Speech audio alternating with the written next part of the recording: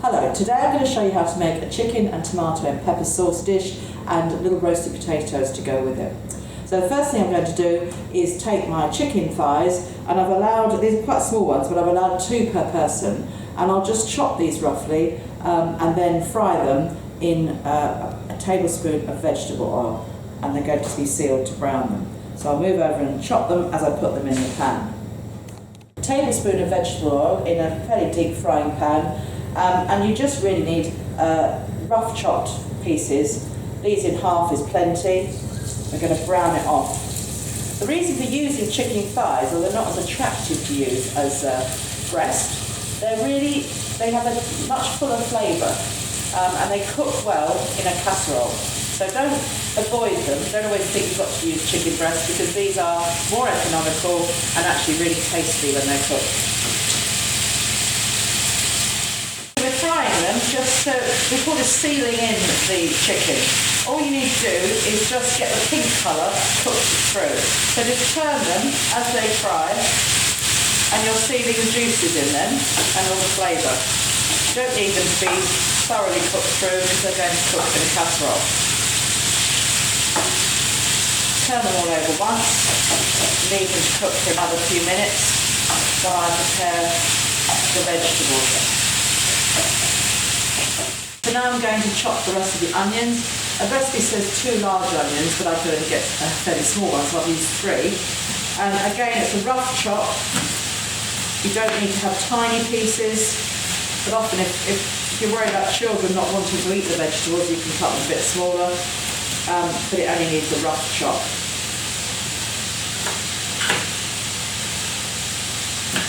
Two garlic cloves, just cut those into small slivers, and I just let those fall amongst the onions, and we'll cook them all together.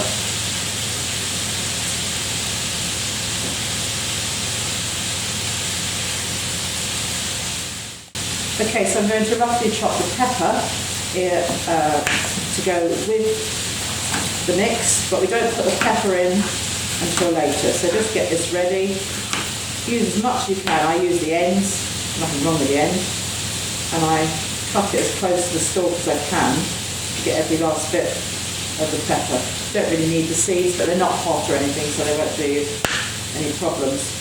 Chop it into centimetre pieces. Get a fairly rough chop, but if you have to slice it so children don't know it's there, cut it smaller. Okay.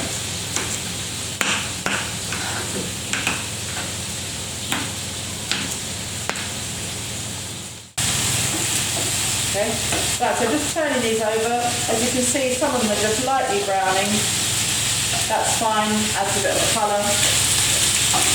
As long as there's no more pink really, then they're ready to go.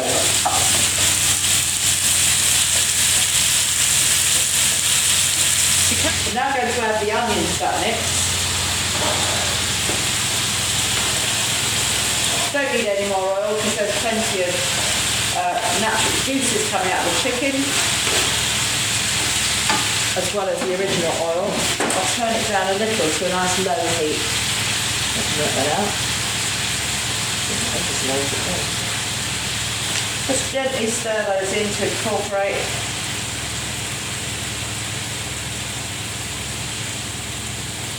Let them gently cook. We don't want to brown the onions, just to soften them. Whoops, while that is cooking. I'll leave that to cook for 5 minutes or so. Okay, so now I'm going to add the red pepper and the other dry ingredients. So as you can see, the onion has gone sort of translucent. It's not browned, but it's soft, and that's what we want.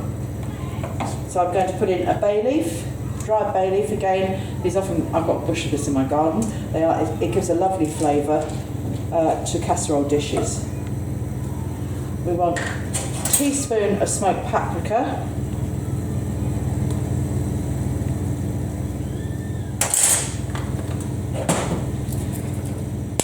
a teaspoon of basil, which is a lovely fragrant taste and herb. You can use fresh if you get it, but you don't get it this time of year. And 2, in fact it said dessert, I think it says 2 or 3 dessert spoons, tablespoons, but I'm usually quite generous with the tomato puree. So 3 generous tablespoons. Mix that all up, and then I shall add the tinned tomatoes.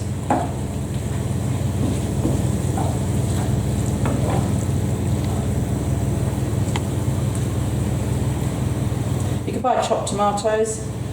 I did read somewhere that you got more tomatoes in the tin if you bought whole ones. So I'm not sure if that's true, but I've used that as my theory.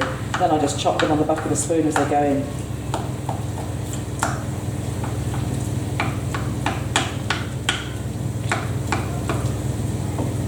It's interesting, they're always cheaper, whole ones. They don't bother.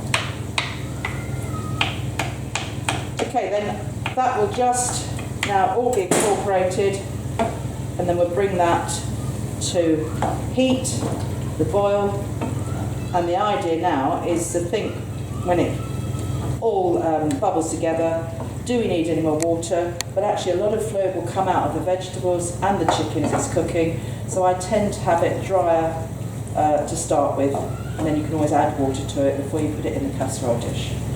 I'll leave that to warm through. While this is cooking, I just crumble in a chicken stock cube, and you don't have to add water to it, but again, we may choose to top it up a little. I prefer it thick, and so the chicken stock cube will just incorporate into the mix. I'm now going to prepare the little roasty potatoes that I cook with the tomato pepper chicken. It's great because then you can put everything in the oven at the same time, and you're saving your fuel. So peel the 8 potatoes, I cut them into small chunks, not the usual sort of roast potato size, but smaller than that, so a couple of centimetres. And I'm making this for 2 to 4, 4 people. Depends how big your appetite is. You can have more potatoes, see. So I do what we call parboil them, which means just to boil them for about half the time you would cook your potatoes for normally, and then you drain them.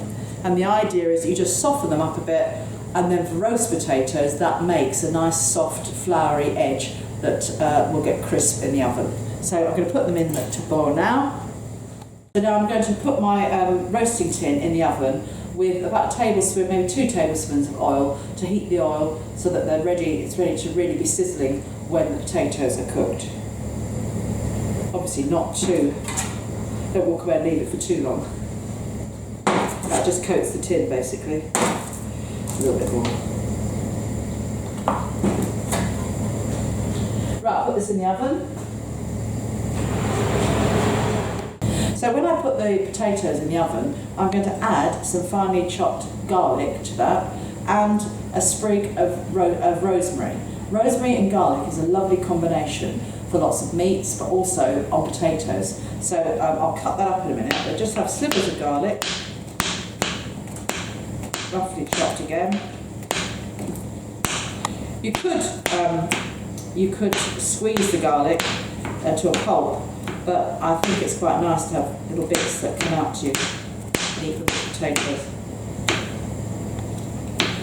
And then with the rosemary, you just take a sprig and cut with scissors into small pieces.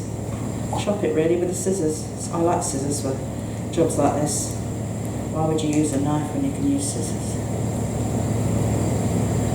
And again, you often find rosemary just growing in, I've got rosemary in my garden. There's an old wives' tale that said that rosemary only grew well in the garden of a dominant woman. And I couldn't grow it for years, but I've now got quite a nice rosemary bush.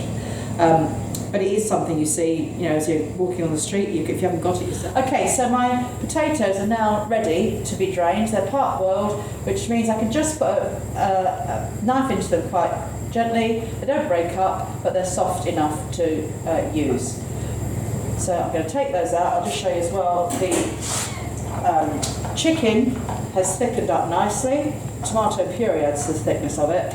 And personally, that's a good consistency for me and my family, and I think I would leave it at that. I don't need to add any more water, but if you want it to be a bit more runny in consistency, then you can do. I'm going to put this into the oven because that can now cook slowly in the oven with the potatoes roasting. I've now drained the potatoes, and I'm going to put the lid of the saucepan back on and just give them a good shake, and that will fluff up the edges. And this applies to the roast potatoes too. So can you see they've just started to soften around the edges, and that will mean you get a nice crisp roast when they go in the oven. Now I'm going to add the garlic and the rosemary in the pan. Shake it up again.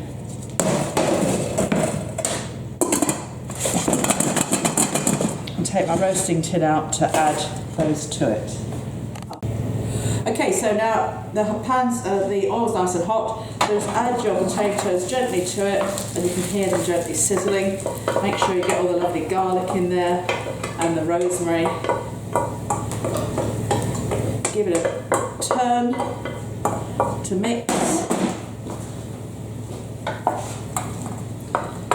And then it all gets coated with the oil. You don't need too much oil, but you can have a bit more than that if you want. That's perfectly fine. And then they'll be coated in oil. Put them in the oven. And they will cook through. So I'll put those on the top of the oven, depending what sort of oven you've got. And I'm now going to transfer the pan of the casserole into a casserole dish to go in the oven with them. I'm now going to transfer my chicken and tomato into a casserole dish so that it can continue to cook in the oven. Now you can do this entirely on the hob, and it really depends on you and what you want to cook with it. I like it with the roast potatoes, so I think it is quite good to have the oven in full use. But you could do this with rice, you could do this with pasta. It doesn't need to be roasted potatoes. New potatoes, mashed potatoes. I don't know if you can see that all going in there. Sorry, powder. I've done it. Right. Okay. Now normally I would use a lidded casserole. I just haven't got one here at the moment. Lids are quite good to put on casseroles because they allow the steam to build up, the water drops down into it and adds to the flavour as it all cooks in the juices. I've just put that in the oven for about half an hour, about the same amount of time as the roast potatoes will take. And of course, if you haven't got a lidded casserole, just pop a piece of silver foil over the top and that will keep the moisture in.